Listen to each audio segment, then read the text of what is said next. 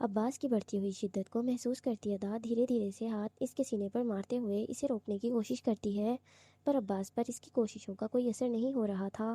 عباس شدت کے ساتھ اس کے لبوں پر قابض رہتا ہے، ادا کی کمر پر رکھے اپنے ہاتھ میں الجھی ہوئی اس کی ڈوری کو دھیرے دھیرے کھینچ کر کھولنے لگتا ہے۔ عباس کے لبوں پر بڑھتی ہوئی سختی، ادا کی سانسیں اکھڑنے لگتی ہیں۔ اسے سانس لینے میں دشواری ہو رہی تھی، اصل سانسیں تو اس کی عباس کی کمر پر ہوتی حرکت پر رک رہی تھی۔ وہ دھیرے کھینچتے ہوئے ڈوری کو کھول رہا تھا۔ ڈوری مکمل طور پر کھلتی اس سے پہلے ہی ادا اپنے دونوں ہاتھوں سے عباس کے سینے پر زور دیتے ہوئے اسے روکنے کی کوشش کرتی ہے۔ عباس ادا کی اتل پتل ہوتی سانسوں کو دیکھتے ہوئے اس کے لبوں کو آزادی بخشتا ہے۔ عباس جیسے ہی دور ہوتا ہے اور نظریں جھکائے ہوئے گہری سانس لیتی ہے۔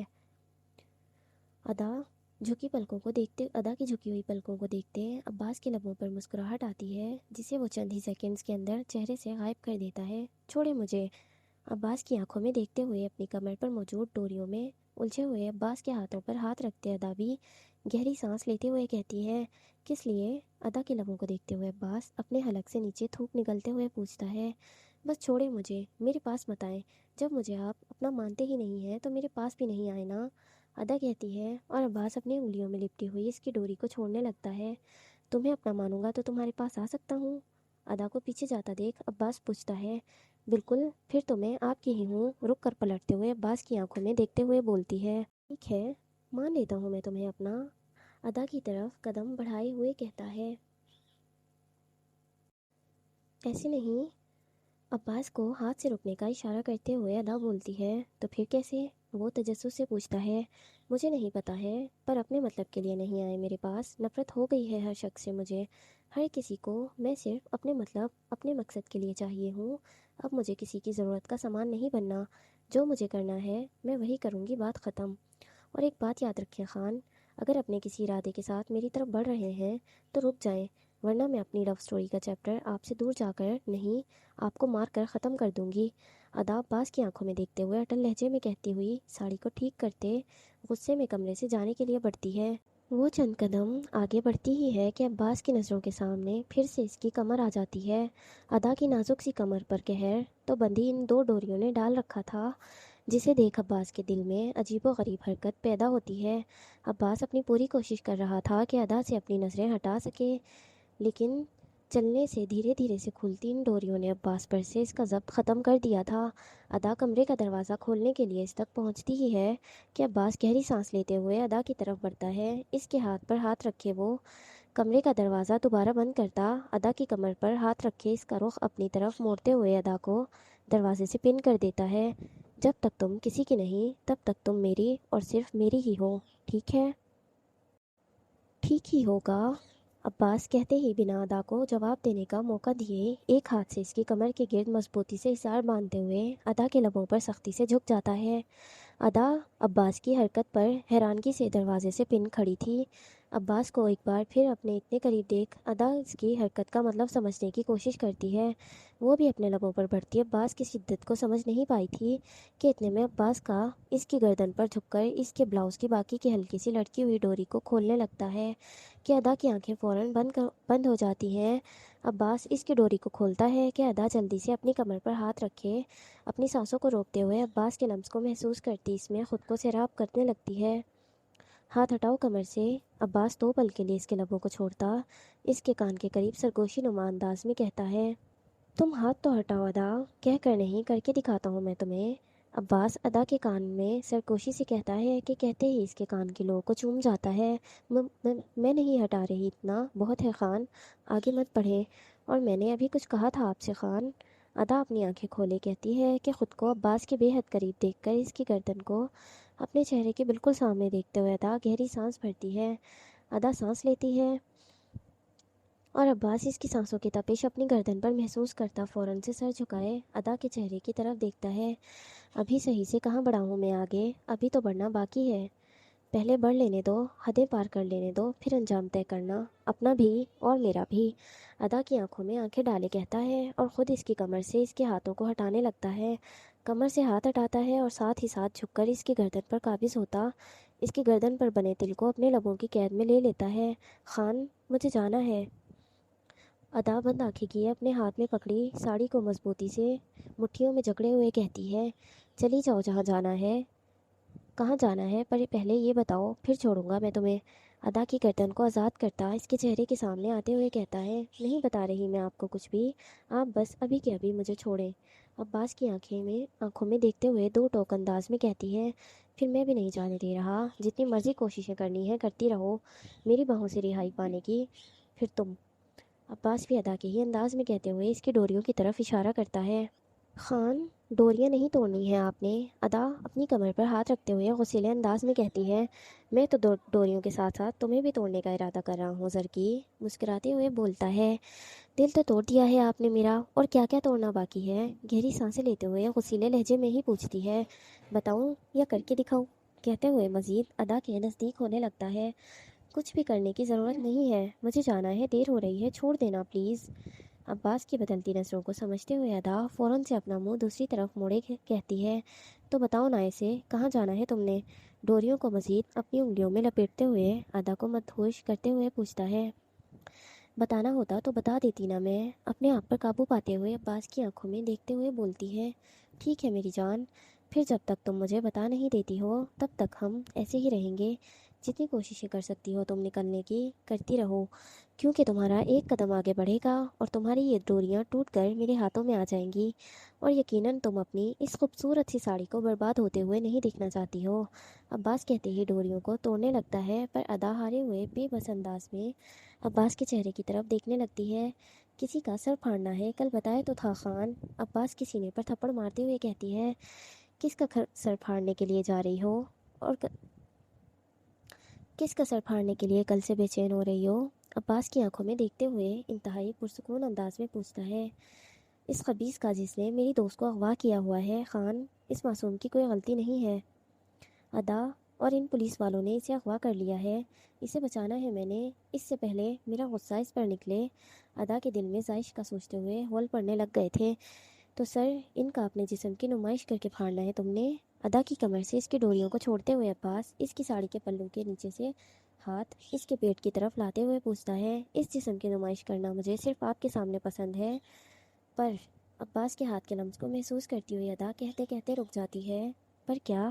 عباس اس کے پیٹ پر انگلی پھیرتے ہوئے پوچھتا ہے، مجھے وہاں سے کوٹھے پر واپس جانا ہے، جو میں رات کی محفل کے لیے کچھ لوگ ملنے آئیں گے، ان کے سامنے میں پورے کپڑوں میں تو نہیں جا سکتی ہوں، ایسے میں وہ مجھے طوائف کیسے سمجھیں گے؟ اپنے پیٹ پر موجود عباس کے ہاتھ کو روکتے ہوئے بولتی ہے، تمہیں طوائف بننے کا بہت شوق ہے، تمہیں طوائف بننے کا شوق کچھ زیادہ ہی نہیں چڑھا ہوا؟ ہاں تمہیں شوق ہے، تبھی تو تم پورے کشمیر میں مشہور ہو، اور ایک بات بتاؤ؟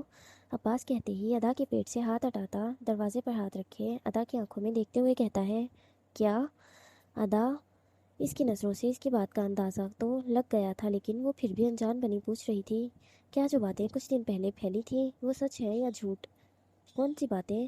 عباس کے سوال پر ادا بھی سوالیہ انداز میں پوچھتی ہے، یہی کہ تم مردوں، آپ کو کیا لگتا ہے؟ دوبارہ عباس کی بات کاٹتے ہوئے کولڈ انداز میں پوچھتی ہے، مجھے؟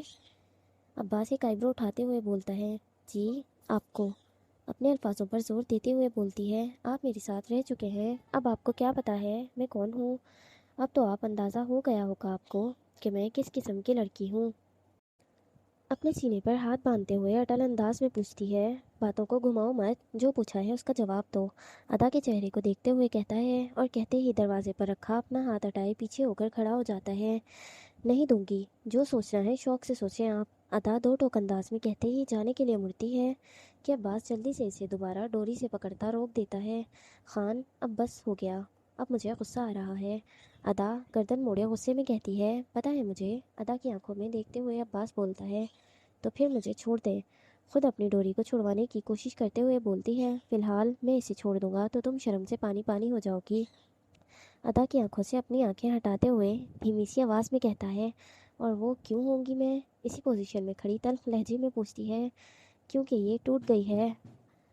ڈوری کو ادا کی آنکھوں کے سامنے کرتے ہوئے عباس بولتا ہے، کیا ٹوٹ دی ہے آپ نے؟ ڈوری کو عباس کے ہاتھ میں دیکھتے ہوئے مڑ کر عباس کے ہاتھ سے ڈوری لیتے ہوئے حیرانگی سے بولتی ہے، میں نے نہیں توڑی، یہ تو خود ہی ٹوٹ گئی ہے۔ عباس گلا کھنکارتے ہوئے ہچکچاتے ہوئے ادا سے نظریں ہٹائے واپس الماری کی طرف بڑھتا ہے۔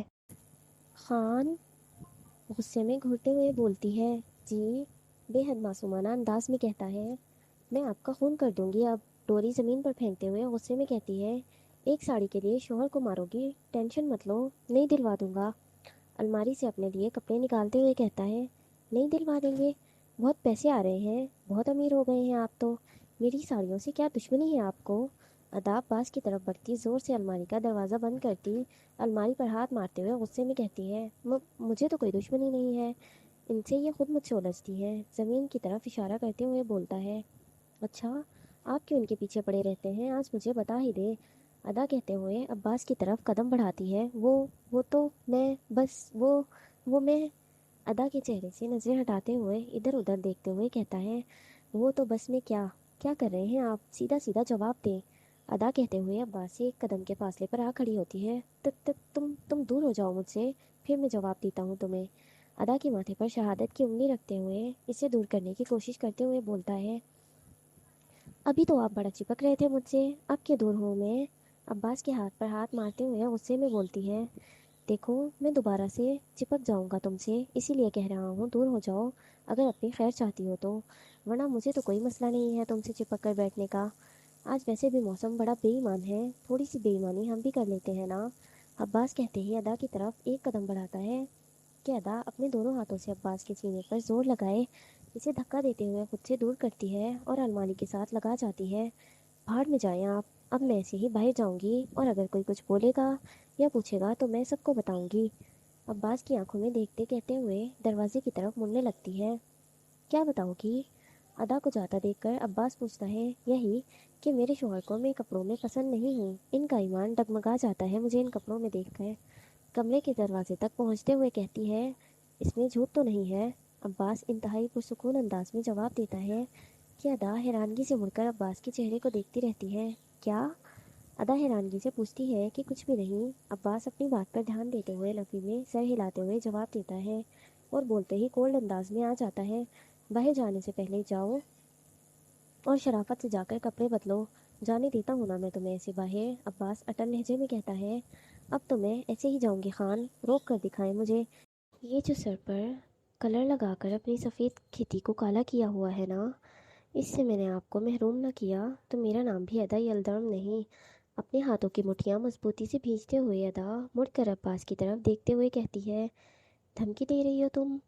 ہاں، دے رہی ہوں، پر اس کا آپ پر کوئی اثر نظر نہیں آ رہا ہے مجھے۔ عباس کو سر سے پیر تک بغور دیکھنے کے ساتھ ساتھ اپنی شہادت کی انگلی سے اشارہ کرتے ہوئے کہتی ہے۔ کیونکہ مجھے چوہیوں کی دھمکیوں سے ڈر نہیں لگتا۔ کہتے ہی ادا کا پارا مزید چڑھا دیتا ہے۔ پر اس چوہیا کی دھمکیوں سے ڈرنا چاہیے آپ کو خان، بہت سی چیزوں سے محروم کر سکتی ہوں میں آپ کو۔ اپنی کمر پر ہاتھ باندھتے ادا ہلکی سی گردن اپنی دائیں جانب جھکاتے آنکھوں سے اشارہ کرتے ہوئے کہتی ہے۔ جو بھی ہے کپڑے بدلو، حکمانہ انداز میں عباس کہتا ہے۔ نہیں بدلنے؟ ادا اٹل لہجے میں بولتی ہے۔ ٹھیک ہے پھر میں بدل دیتا ہوں۔ اپنے ہاتھ میں کپڑے لٹکائے ہوئے ادا کی طرف بڑھتے ہوئے کہتا ہے۔ خان، غصے میں دماغ تب کیا ہے میرا، میری طرف بڑھے تو چاہ کر بھی آپ کو زخمی کرنے سے خود کو روک نہیں پاؤں گی میں۔ اچھا کرو تم، میں بھی تو دیکھوں کہ تم 4 فٹی کر کیا سکتی ہو میرا۔ مسکراتے ہوئے کہتا ہے۔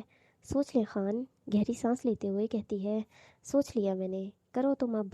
عباس کہتے ہوئے ادا کی طرف بڑھتا ہے کہ ادا اپنی بازوؤں سے ساڑی ہٹاتے ہوئے ایک زوردار مکہ عباس کے پیٹ میں دے مارتی ہے، جس سے وہ کچھ دیر بت بنے ویسے ہی کھڑا رہتا ہے جیسے اسے کوئی اثر نہ ہوا ہو۔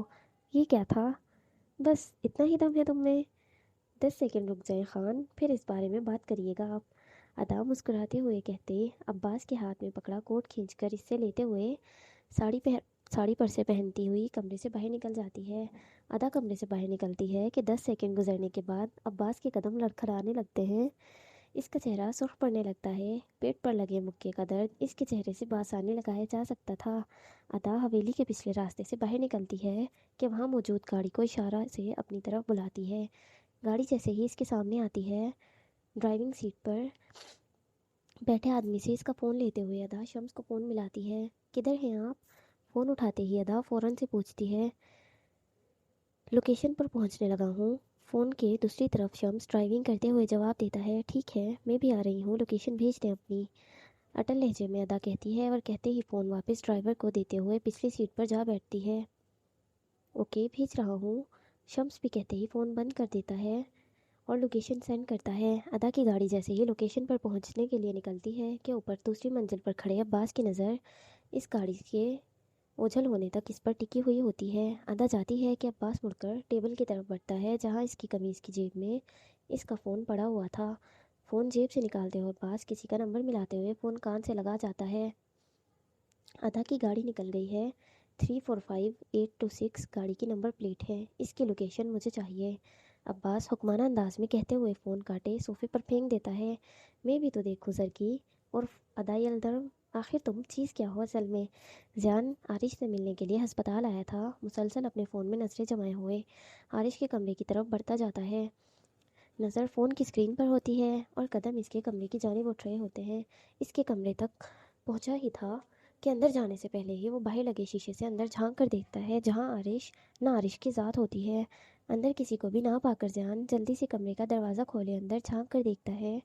پورے کمرے میں دیکھنے کے بعد وہ واش روم کا رخ کرتا ہے۔ واش روم کو کھولے وہ اندر کی طرف سارا دیکھتا ہے پر عارش اسے کہیں بھی نظر نہیں آتا۔ بھائی کہاں چلے گئے؟ ابھی تو ان کا زخم ٹھیک بھی نہیں ہوا تھا، اچانک سے کہاں چلے گئے؟ ڈاکٹر سے پوچھتا ہوں جا کر، ڈسچارج تو نہیں کر دیا انہیں؟ کل ہی تو ان کا آپریشن ہوا تھا، ایک ہی دن میں ڈسچارج تو نہیں مل سکتی۔ زیان پریشانی کی حالت میں اپنے بالوں میں ہاتھ پھیرتا ایک بار پورے کمرے میں نظریں دوڑاتے ہوئے کمرے سے باہر نکلتا ڈاکٹر کے کمرے کا رخ کرتا ہے جو پہلی منزل پر آپریشن روم کے سامنے والے وارڈز میں تھا۔ ایک ڈاکٹر کا نہیں، بہت سارے ڈاکٹرز کے الگ الگ سیکشنز بنے ہوئے تھے۔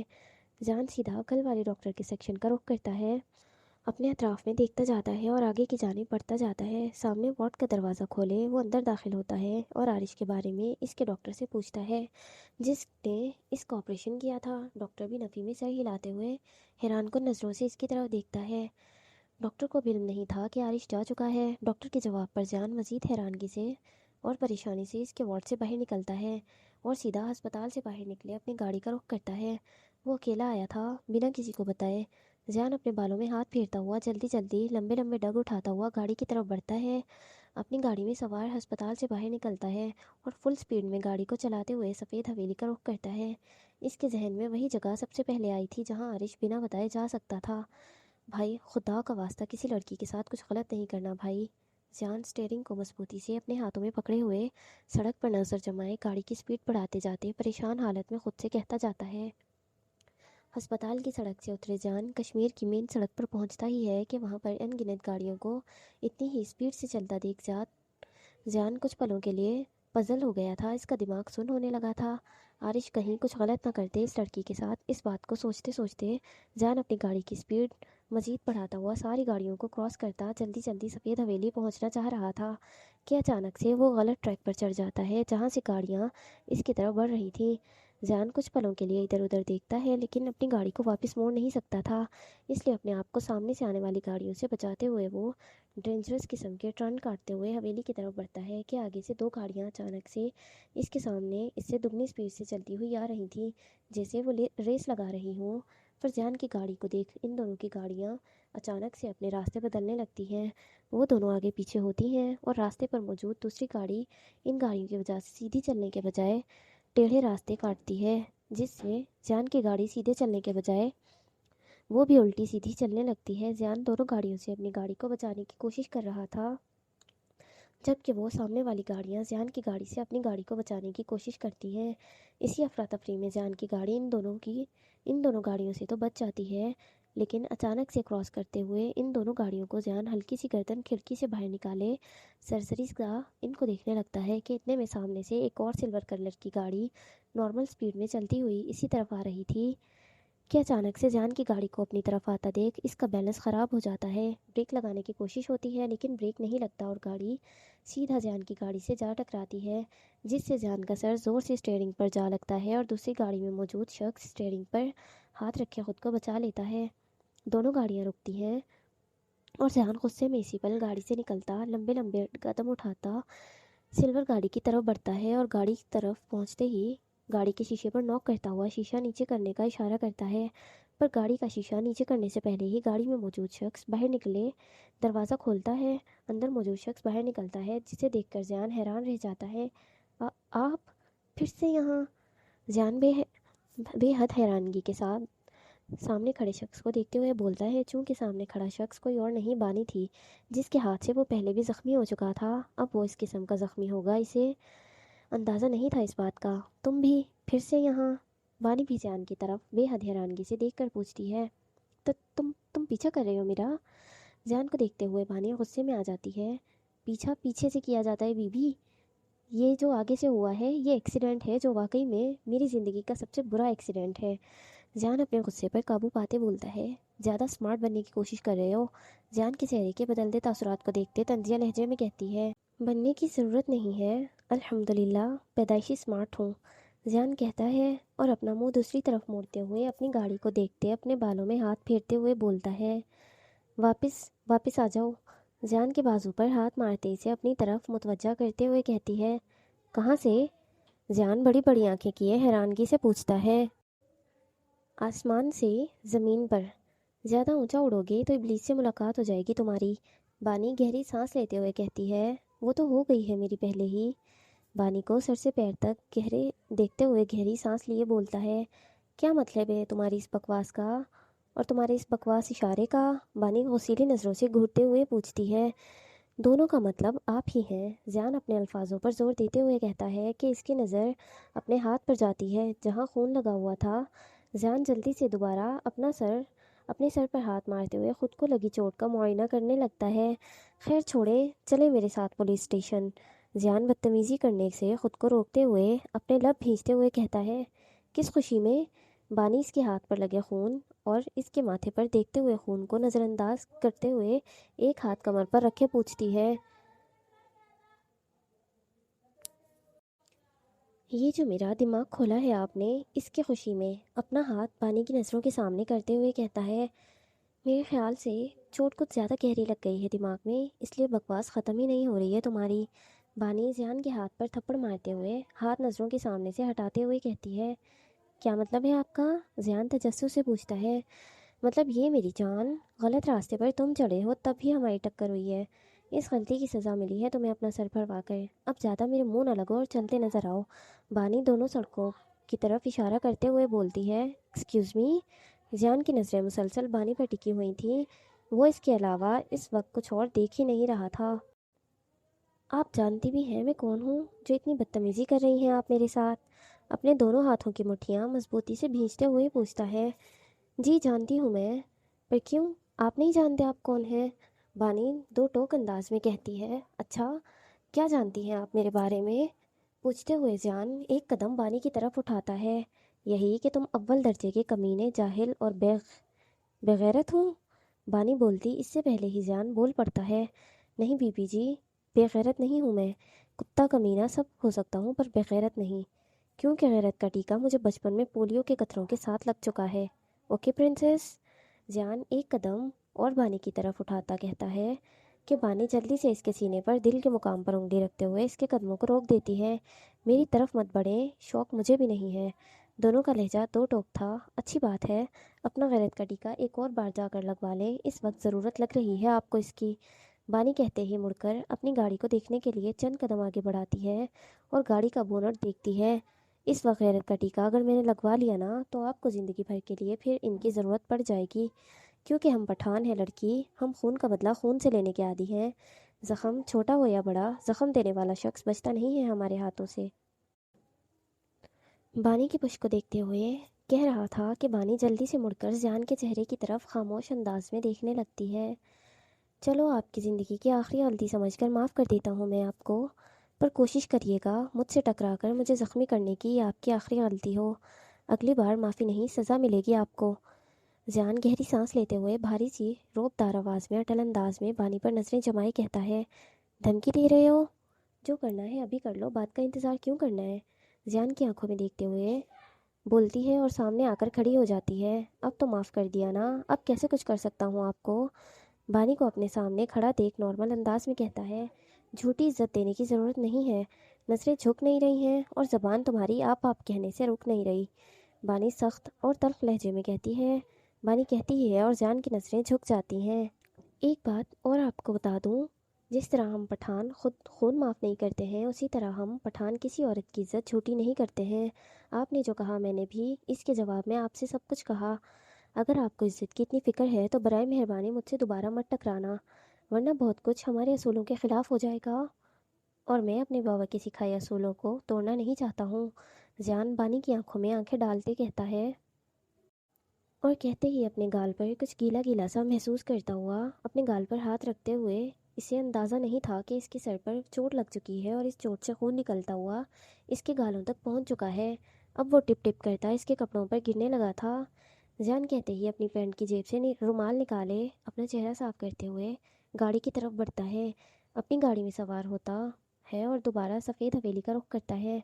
جان کی بات پر بانی اس کے جانے کے بعد بھی کافی دیر تک وہیں کھڑی رہتی ہے اور جان کی گاڑی کو نظروں سے اوجھل ہونے تک دیکھتی رہتی ہے۔ بانی کی مکمل توجہ سڑک کی دوسری طرف تھی کہ پیچھے سے ہارن کی آواز آتی ہے، جس پر بانی اپنی گاڑی میں سوار ہوتی اور مکینک کے پاس گاڑی لے جاتی ہے۔ جان کے ذہن میں تو بانی سوار نہیں ہوتی، جبکہ بانی کے ذہن میں اس کی باتیں اٹک گئی تھیں۔ بار بار اس کے الفاظ گردش کر رہے تھے، رک جاؤ وہیں، ایک قدم اور آگے رکھو گی تو اپنی موت کے ذمہ دار تم خود ہوگی اور پھر میرا یہاں آنا ویسٹ ہو جائے گا۔ مالا کو سیڑھیوں کی تک پہنچتے دیکھ عارش بلند بھاری روب دار آواز میں کہتے ہوئے مالا کو آگے بڑھنے سے روک دیتا ہے، اور کتنا بھاگو گی تم؟ اب تک پتہ چل جانا چاہیے تھا تمہیں کہ زندگی اتنی سی ہی تھی تمہاری۔ مالا کی پشت کو دیکھتے ہوئے عارش کہتے ہوئے اس کی طرف بڑھتا جاتا ہے۔ عارش چھوٹے چھوٹے قدم اٹھائے اس کی طرف بڑھتا ہے، ساتھ ساتھ وہ بولتا بھی۔ اس کی آواز پر مالا کے روکے قدم وہیں تھم سے جاتے ہیں۔ آنکھوں سے آنسو بہنے جاری تھے، پر وہ اپنے آنسوؤں کی آواز اپنی سانسیں روکے ہوئے ایک ہی جگہ بت بنی کھڑی ہوئی تھی۔ عارش بھی اس کے پیچھے 2 قدم کے فاصلے پر آ کھڑا ہوتا ہے۔ آپ مجھے مارنا کیوں چاہتے ہیں؟ مالا اسی پوزیشن میں کھڑی اپنے آنسوؤں کو ضبط کرتے ہوئے پوچھتی ہے۔ تمہیں سچ جاننا ہے؟ عارش ہلکی سی گردن موڑے مالا کے چہرے کو دیکھنے کی کوشش کرتے ہوئے پوچھتا ہے۔ جی؟ مالا اپنے ہاتھوں سے اپنے چہرے سے آنسو صاف کرتے ہوئے کہتی ہے، تمہارے بھائی کی وجہ سے اسے اس کی غلطی کی سزا دینے کے لیے، وہ کیا ہے نا، اصولوں کا پابند شخص ہوں۔ جتنا کہا جائے اس سے بڑھ کر کسی کو کچھ بھی کرنے کی اجازت نہیں ہے۔ پر تمہارے بھائی نے جو کیا اس کی اجازت نہیں دی تھی اسے۔ کیا میرا بھائی آپ کا غلام ہے؟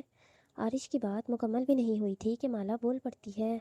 نہیں، مختصر سا جواب دیتا ہے۔ کیا میں آپ کے غلام ہوں؟ مالا پوچھتی ہے، اور اپنے پیروں کو تھوڑا سا آگے کھسکا کر اٹھاتے ہوئے وہ کس جگہ کھڑی ہے ڈھونڈنے لگتی ہے۔ وہ واقعی میں دوسری منزل پر پہلی سیڑھی کے بالکل کنارے پر کھڑی ہوئی تھی۔ تمہیں تو بننے کا موقع بھی نہیں ملے گا، عارش کہتے ہوئے چاقو کو صحیح سے پکڑنے لگتا ہے۔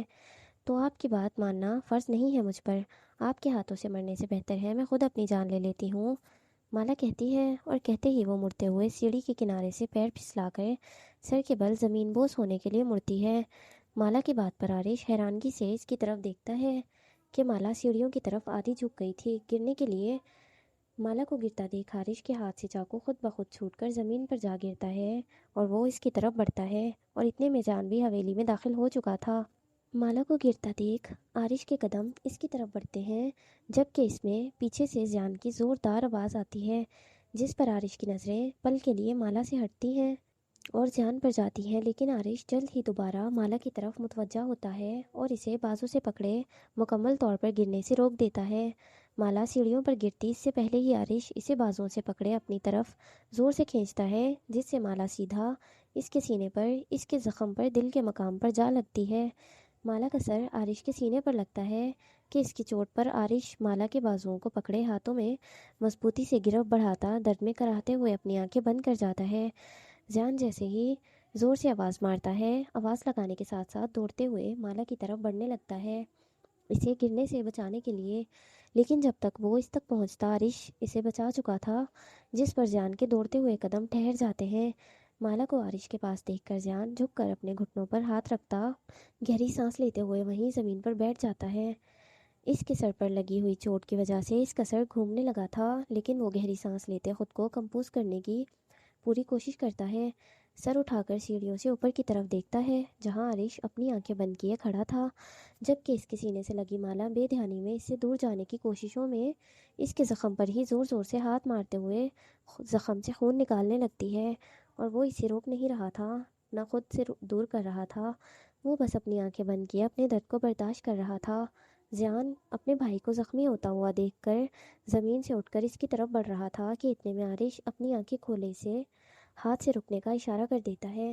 زیان وہیں ہال میں کھڑا ہو جاتا ہے، لیکن عارش کی طرف پیٹھ موڑے عارش زیان کی پشت کو دیکھتے ہوئے اس سے نظریں ہٹاتا ہے اور مالا کو دوبارہ اس کے دونوں ہاتھوں سے پکڑتا اپنی آنکھوں کے سامنے کرتا ہے، جو ابھی بھی سیڑھیوں کے کنارے پر کھڑی تھی، اور عارش اس کے بازوؤں سے اپنا ہاتھ ہٹاتا تو مالا پل میں سیڑھیوں سے نیچے گری ہوئی ملتی۔ پاگل ہو گئی ہو کیا لڑکی؟ عارش غصے میں کہتے ہوئے مالا کو اپنے سامنے کرتا ہے۔